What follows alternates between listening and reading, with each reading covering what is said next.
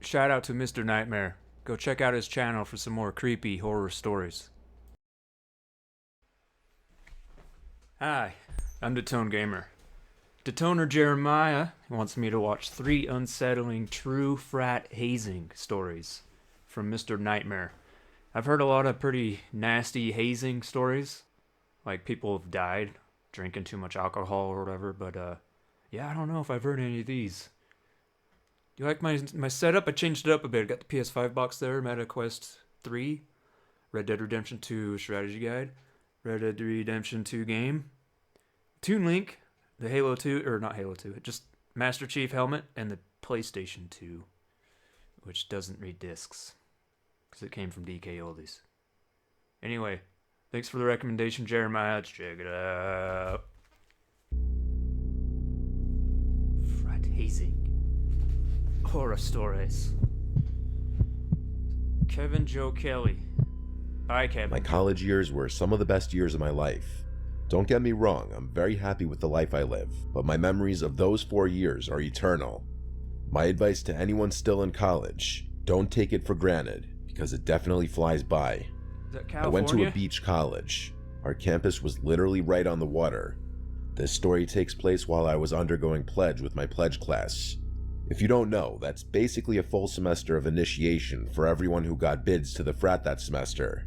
Most of what happens during pledge is better left undiscussed. Anyway, it was the last week of pledge before we officially became brothers. Typically, this is the week where the fraternity kicks things up a notch, so to speak. For us, it was commonly understood that at some point during the final week, we'd have to undergo the beach challenge. Here's what would happen. Looks like The a brothers beautiful would area. drive our entire class about 12 miles down the coast on Friday night. Then we'd have an hour to finish a massive keg filled with God knows what. Then they'd walk us down to the beach, tie all of our wrists together, blindfold us, take our phones, watches, and shoes, and leave us there. We'd have until sunrise to make it back to the house. Otherwise, we'd all be dropped. To be completely honest with you, I was pretty nervous leading up to this. That's a hazing? There was really nothing I could do. There was nothing any of us could do. I remember it being oddly chilly the night of, but the excitement of becoming a brother and finally being done with all this nonsense was adrenalizing. The kegs were the Drinking easy alcohol, part. dude. By this point, we were pretty comfortable with divvying up the alcohol and pulling trig if necessary. There were 15 of us. After tying us together, the brothers blindfolded everyone but Chandler, who was at the very front of the line. He was to be our eyes, but that's all the help we'd get. Our pledge master was this big Mexican guy named Ramirez, but he insisted we all call him Los Pollos, like the restaurant from Breaking Bad. He was a strange dude. He outlined the rules for us one last time, then joined the rest of the brothers and left. We were now on our own. I won't run you through everyone's names, but my closest friends in my pledge class were Chandler, Whitworth, Jackson, and Vikram. Hey, Jackson. I was at the very back of the line, and Whitworth was directly in front of me. We began walking with Chandler leading us. It was hell. Without our phones, there really was no way of telling how much ground we were covering or how much time we had left. All we could do was keep walking. Boot At camp. first, we tried to liven the mood by talking and cracking jokes, but eventually that got old. After what I'll call 2 hours of walking, we were trudging along in complete silence, with the occasional stop for someone to throw up. I started to Moonlight. disassociate. Even the sounds of the ocean grew silent as I walked along, trapped inside my own head. It was completely silent. Suddenly, I felt a sharp tug on the rope around my wrists, so I took a few big steps forward and stopped, assuming Whitworth had fallen. Whitworth was a little more clumsy than most, so this kind of thing wasn't super surprising. I didn't really have the strength nor energy to ask him if he was alright, so I just waited. I must have been standing there like a statue for a full minute. Something felt off. I was just about to say something when the rope around my wrists was pulled tight again. I resumed walking, pleased that Whitworth hadn't passed out. The trek resumed, and I drifted back into my zoned out phase, feeling terrible. I prayed we were closing in on the final stretch. We had to be. Just then, I took what must have been my 10,000th step, but something was different. Instead of hitting damp sand, my foot slapped the unmistakable thin layer of ocean water. I took a few more steps and the water got deeper, reaching up to my ankles. I was confused. Why would Chandler be leading us into the water? The rope pulled tight again, meaning Whitworth and everyone else in front of me was continuing to walk, so I did the same. I guess I figured someone needed to wash off their feet for whatever reason. If no one else was complaining though, I definitely wasn't going to start. The water remained ankle height for a while, advancing and receding with the sway of the waves. Just then though, I felt the water begin to rise again, until it was comfortably around my shins. Chandler was definitely screwing with us, Alcohol which for the and life ocean, of me I couldn't understand no why. good. Wasn't this stupid activity painful enough? The water was only going to slow us down. Seconds later, it began to pick up on a faint sound in the distance. I craned my ears and began to recognize it. It was the sound of an idling boat engine. As we continued to walk, the drone of the engine only got louder, meaning it was getting closer, or I was getting closer to it. I was starting to get really uncomfortable. The water was almost up to my knees at this point. Finally, I broke what must have been hours of unspoken silence. Guys, what the hell are we doing in the water? I waited, confused as to why no one was answering me. Guys, weird. I asked again in a more concerned voice. Still nothing. I could feel panic begin to set in. Suddenly, my blindness was suffocating. I had to look around. I reached my wrists up towards my eyes in an attempt to undo my blindfold. As I did so, the rope yanked away from me, forcing my arms back down. I cursed, plunging my head down towards my fingers and undoing my blindfold before the rope could be jolted away from me again. To my horror, Whitworth wasn't the one guiding me. Instead, I found myself staring at a random, middle-aged man holding the frayed end of the rope tied around my wrists. I stared in shock at the severed rope in his hand. That's when I realized what had done the cutting. A long, rusty kitchen knife sat in his left hand. Past him, there was a boat bobbing in the water, and I could make out 3 more silhouettes towering on board. I screamed bloody murder before he had a chance to react, yanking my arms upward as fiercely as I could. At the same time, I lifted a foot out of the water and kicked his chest with all the strength I could muster. Luckily, the rope broke free from his grip. He grabbed my shirt to try and cushion his fall, but the fabric gave way with a deafening rip. He yelled as he plunged into the water with a huge chunk of my white pledge t-shirt, but I was already moving as fast as I could toward dry land, my wrists still tied. A few seconds passed before I heard a splash from further away. Someone had jumped off the boat. I didn't even look behind me, I just kept moving. They just I was walked about right into halfway that. to the sand when Walked something right whizzed into that right nightmare. past my head, maybe a few inches from my right ear. It was the knife. I watched it shoot past me before disappearing into the water. I was in complete shock, but the adrenaline was doing its job. I got to land and for the first time looked back. There were 2 men in the water and 2 on the boat. They weren't chasing me anymore, just staring lifelessly in my direction. The closest man was still holding onto the white piece of my shirt that had torn off in the fray. I didn't waste another second. I ran up the beach and made it to the street. By this point, it was past sunrise, but my frat was the last thing I was thinking about. I flagged down the nearest car, and after pleading to use their phone, called the police. It was no use. By the time the cops showed up, the 4 men were gone, presumably off to wherever in that tiny little boat of theirs. You gotta do this to be a part of our I group. lied to the cops about what happened, worried that there might be repercussions for the frat. The frat Luckily, group. they didn't ask questions. I didn't get too much crap from my frat brothers. They were actually more pissed at Chandler for not realizing what had happened, even though he swears he didn't hear a thing. After that, I became a brother, and things went back to normal. Well, normal for a while. A few weeks later, a couple of the guys and I were playing beach die in the sand behind the house when Jackson noticed something in the distance. There was a stick poking out of the sand, and tied to that stick was the white piece of cloth that had been torn from my t-shirt. The design on the ripped stick was unmistakable. It was my shirt. To this day, I have no idea how they knew which frat I was in. My brothers think they might have recognized the piece of my t-shirt, but I have a more sinister theory. I think it's very possible that they knew our frat would be sending us pledges on that beach that night, helpless and blind. I think they very well could have planned the whole thing around that stupid tradition, swooping in and kidnapping whoever they could. I was just unlucky enough to be in the back, which still gives me chills to this day. Yeah, I still wonder what might have happened to me had I gotten on that boat. Maybe don't do that next time. The police, as always, were useless. It's been nearly a number of years, and they never found anything. Who comes up with these hazing ideas? It's like, hey, you want to get blindfolded, tied up with a rope, and walked into the water? This happened to me about a year ago today, which is why I'm writing about it now. Story number I'm 2. a 19-year-old college student that was in the middle of joining a fraternity on my campus. I go to a big party school down south, and Greek life is taken very seriously there. For privacy reasons, I'll spare the specific details, but this particular night was my initiation, meaning the night that me and my class of 20 students would officially become brothers of the fraternity. During the process of joining, which lasts a couple of months, the brothers would make us do odd things, like blindfold us and take us to strange places.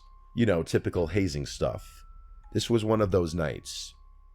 We were blindfolded and left the frat house around 10:30 p.m. The brothers took our phones and drove us to a mystery location, split between a couple different cars to make sure we all got there. On the way over, they made us try and memorize some corny song while it blasted on full volume. We always had to do these annoying tasks while blindfolded, I guess as part of the whole hazing thing. Anyway, after about 20 minutes of driving, the car stopped and I heard the doors open and close. I felt a hand grab my arm and silently usher me out of the car. We walked probably 200 feet, where I was then told to sit down and be quiet. I was sitting on grass, so I assumed we were in a field or something. I could also tell I was sitting near people because I heard them sit down, and I also heard the brothers telling each of them to be quiet. After about a minute of sitting in silence, I heard a voice speak to all of us, saying a bunch of fraternity-related things, but mostly about how we were deemed worthy of becoming a part of the Brotherhood. Then, over the course of like 30 minutes, I sat in silence, occasionally hearing the sound of footsteps and movement around me. I figured they might have been doing the final steps of initiation with each person individually, like walking them away to talk to them in private. I didn't know for sure, but being blindfolded meant I was just left to my imagination. There was a time, though, when the footsteps went away, and all I was left with were the sounds of crickets and leaves rustling through the night breeze. I began to grow uncomfortable, as it must have been like 20 minutes that I was sitting there in silence. Then suddenly, I finally heard the footsteps of one of the brothers walk up to me, and I felt a hand grab my wrist and lead me away. He didn't say a word, and neither did I. I just wanted to get it over with so I could take the stupid blindfold off. While we walked, I could feel the ground below me go from grass to more rough terrain. I could tell we were walking through a forest, as I felt branches and shrubs scrape against my body. We were walking for some time, and at one point, the blindfold became very uncomfortable around my eyes. I told him this and asked if we could stop for a second so I could adjust it. He stopped and let go of me. As I stood there rubbing my eyes from under the blindfold, I heard a deep, raspy voice say, "Take it off." I hesitated for a second, not knowing what to say. His voice threw me off, as it didn't sound like a voice I recognized. Needless to say, I took it off. And what I was greeted with was not what I imagined. I was standing face to face with some tall guy dressed in all black, wearing a vendetta mask. Big hairy man. Let out a sharp yell and jumped back. A part of me thought this was just some fucked up hazing prank. Like a Bigfoot. But before a word could even escape my mouth, he lunged at me, yelling that he was going to take me with him. We wrestled on the ground, and I could tell that he was trying to choke me out. With all my strength, I threw him off of me, got up, and bolted in the opposite direction, using nothing but moonlight to guide my way back. My heart was beating 1,000,000 times a minute, and I kept looking back, fearing that he was following me. I eventually heard people yelling my name, and I nearly ran head-on into one of the fraternity brothers. I told him in scrambled, broken words that some random guy wearing a mask led me into the forest and tried fighting me, but before I could warn them any further, 5 or 6 of them rushed past me with flashlights looking to chase after him. One of them stayed with me to calm me down and walk me back to safety. Run! When we made it out of the woods, I realized we were in a backyard, presumably one of the brothers' houses. I saw nearly the whole fraternity standing out on the porch, looking at us in shock. I asked them what the hell was going on. They said that since it was dark and that I was the last in line, the brother who was supposed to be escorting me somehow overlooked that I was there and completely forgot about me. They said a couple minutes later, one of them thought they saw movement in the woods, which was around the same time that they realized I wasn't in my group. It's Bigfoot again. I was in such shock I couldn't even be pissed about it. None of them knew who that man was, but some of the brothers speculated it could have been a brother from another fraternity. Brother from Shortly another after, mother. Flashlights emerged from the trees, and I saw them running back towards us. They told everyone to get the fuck out of there and get back to the campus immediately. He didn't ask questions. They locked up the house, and one of them got on the phone with the police. The whole car ride back, I was bombarded with questions, and I answered them the best I could with my mind still racing. I wondered where that man came from, why was he wearing a mask, and what he could have been leading me to. Bigfoot's I made wearing up a scenarios mask? in my head, like how it could have been a brother from a rival fraternity trying to steal me before I was initiated. That doesn't explain why the brothers locked up the house and called the police, though. I didn't find out until the next day, when one of the brothers who ran after him told me what they found in those woods, and what they found was not what I expected. It was As they were running, they Run. saw a light in the distance. They grew silent, and when they got closer, they realized it was a bonfire in the middle of a clearing. Standing around the fire were several people dressed in all black and wearing white vendetta masks, chanting and throwing things into the fire. One of the brothers stepped on a loud branch, causing all the masked men to turn and face them. They froze up, like something straight out of a horror movie. The mysterious men suddenly started running in their direction. They fled and made it back, where they told everyone else to leave and call the police.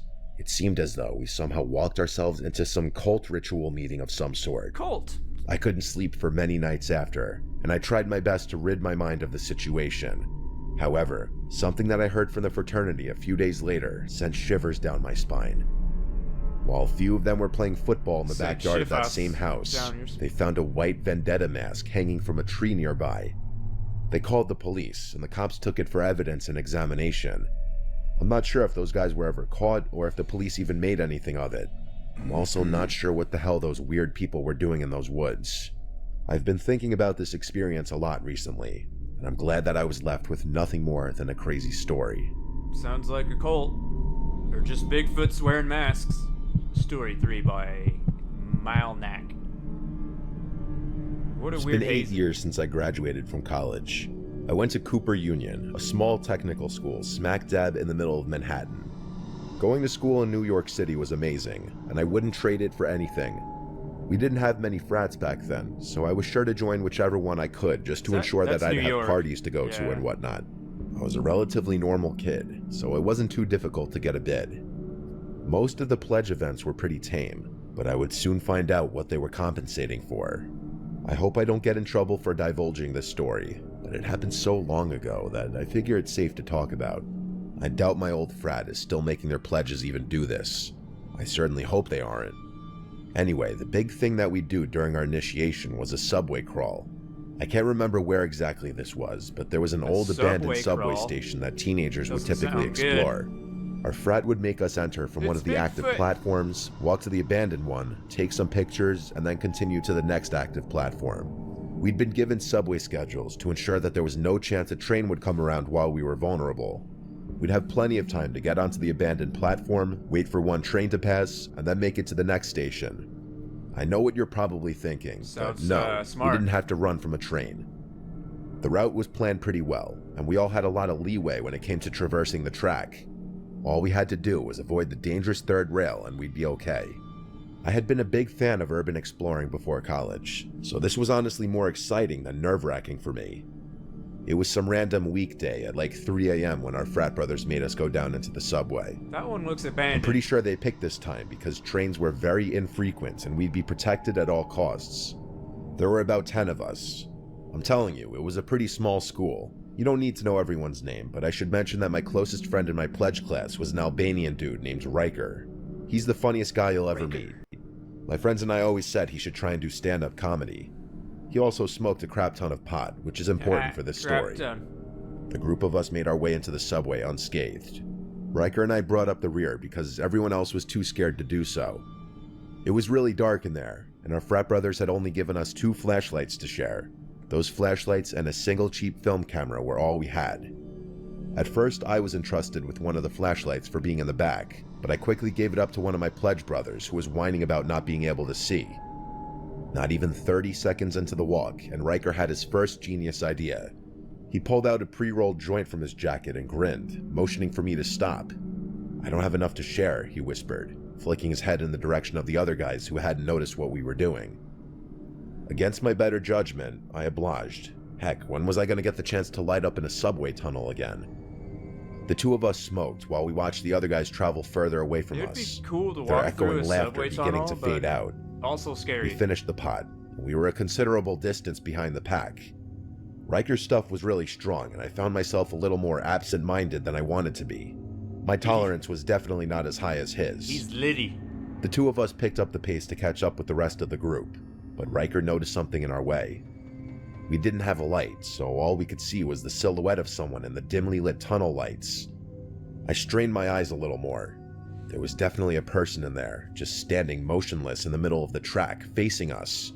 It was honestly a little creepy. "David?" called Riker, Yeah, that would be creepy. his voice piercing the silence of the tunnel. The person on the track didn't respond. Just then, David's voice called back to us from further up the line. The two of us froze. This person in front of us was a stranger.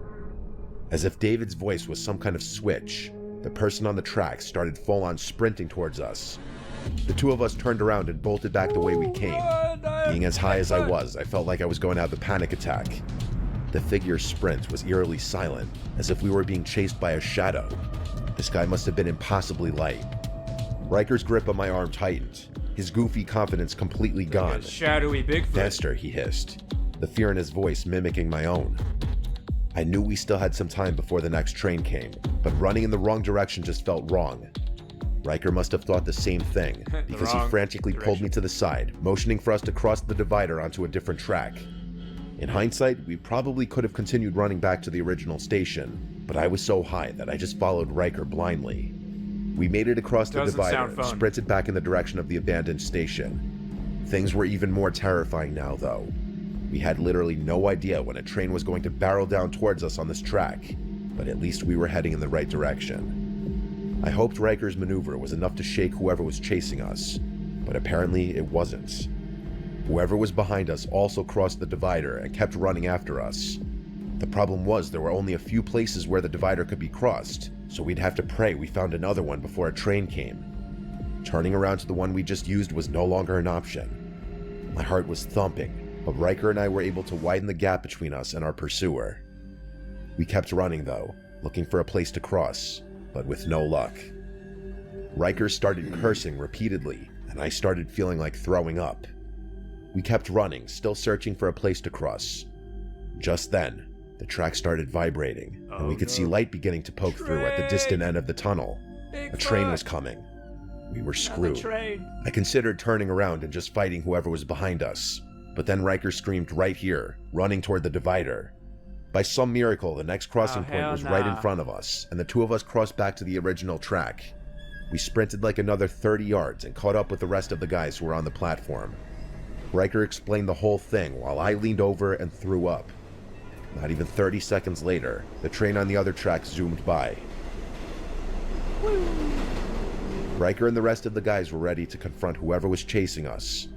No one showed up though. We thought the worst, but just then, we heard another crazed yell from somewhere in the distance. To this day, I still have no idea how that person avoided the train. We waited for the train to pass on our track and then sprinted the hell out of there.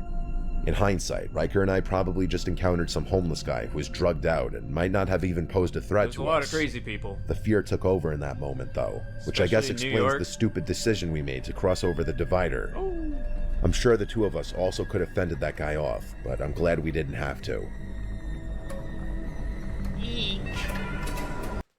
Yeah, no. I don't know why people go through these hazings just to be in the frat group. If I went to college, I would totally avoid the hazing shit and just focus on my schoolwork. But I don't go to college, obviously. The first story reminded me of Arthur Morgan and the gang in Red Dead Redemption 2 when you go to Guarma and they're chained up and they're walking along minus the blindfold, you know.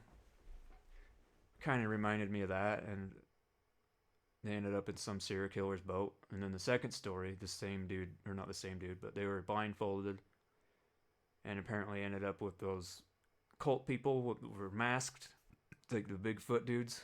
Well, not Bigfoot, but, you know, the anonymous vendetta mask. Also reminds me of Red Dead Redemption 2 when you see the clan in the forest when they're burning the cross and that falls on the guy. Oh, man. Third story in the subway. Kind of reminds me of Red Dead Redemption 2 with the trains, but there's no subway. It's just a train. You can run across the bridge and get chased by a train, but it's a subway instead of a train. Maybe Bigfoot's driving. They're all crazy, and they're especially smoking pot in a freaking subway tunnel. No thanks, dude. It's crazy. Anyway, that's Mr. Nightmare. Check him out. Go sub to him. Thanks for the recommendation, Jeremiah, and peace out.